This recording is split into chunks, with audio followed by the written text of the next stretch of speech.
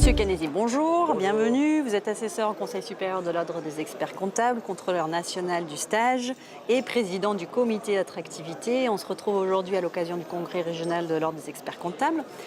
Quel bilan faites-vous de cette année écoulée sur votre comité? Beaucoup d'actions pour essayer de promouvoir notre profession, avec un slogan expert comptable, c'est un métier de passion et d'avenir. Donc déjà la mise en place d'un kit attractivité qui est disponible pour tous les experts comptables pour les présenter notre profession. Et puis notre événement phare qui est Initiative BDE, donc c'est les experts comptables qui vont au contact des écoles de commerce, à la fois pour essayer d'attirer les talents, les jeunes talents vers notre profession et aussi pour leur expliquer ce que c'est un expert comptable, puisque les élèves des écoles de commerce sont aussi les futurs chefs d'entreprise qui pourront aussi être nos futurs clients demain.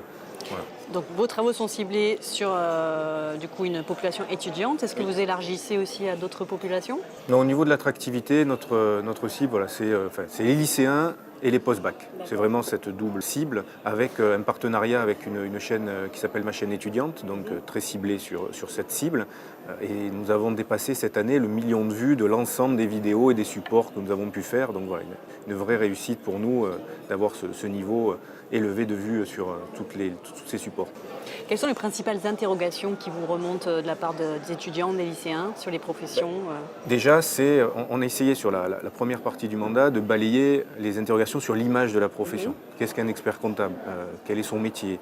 Est-ce que c'est de la tenue de compta ou est-ce que c'est un vrai conseil d'entreprise? Donc vraiment d'insister sur le métier de conseil qui est notre quotidien. Après, c'est au niveau des heures de travail, au niveau de la rémunération, au niveau de la difficulté du cursus. Voilà, d'essayer de leur expliquer comment on y arrive. Et puis on a une action aussi assez forte qu'on va développer cette année sur les femmes qui ont l'impression aussi que c'est un métier inaccessible. On le voit on a à peu près la moitié des diplômés qui sont des femmes, mais par contre on a plus que 25% des gens qui s'inscrivent.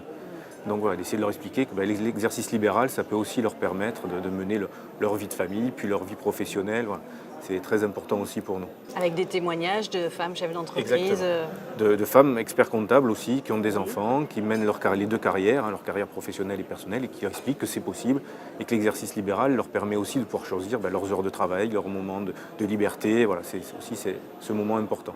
Est-ce que justement la prochaine génération là, de professionnels de l'audit, du chiffre et du conseil a bien conscience effectivement de toutes les opportunités d'installation possibles ou de salariat possible ou de parfois peut-être de faire un peu de toute la diversité des formes de pratiques de la profession? Je crois qu'ils sont assez au point. Puis en plus, c'est une génération qui est née avec le numérique.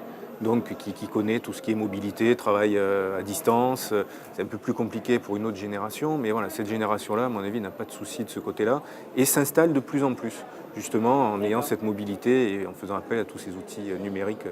Et par rapport aux réformes en cours, est-ce que justement ça peut susciter un frein, une crainte? Alors, au niveau de l'expertise comptable, non, puisqu'on est en train d'essayer d'ouvrir notre métier et d'avoir une palette de services et un champ de mission très, très important, donc avec le full service et puis plein d'autres choses. Il y a plus d'inquiétude sur le commissariat aux comptes, où on sent un vrai frein à l'installation, à la récupération du premier mandat, avec les contrôles. Voilà. Donc sur la partie expertise comptable, pas d'inquiétude, un peu plus inquiet sur la partie commissaire aux comptes, donc il faut qu'on arrive à travailler sur ce sujet-là.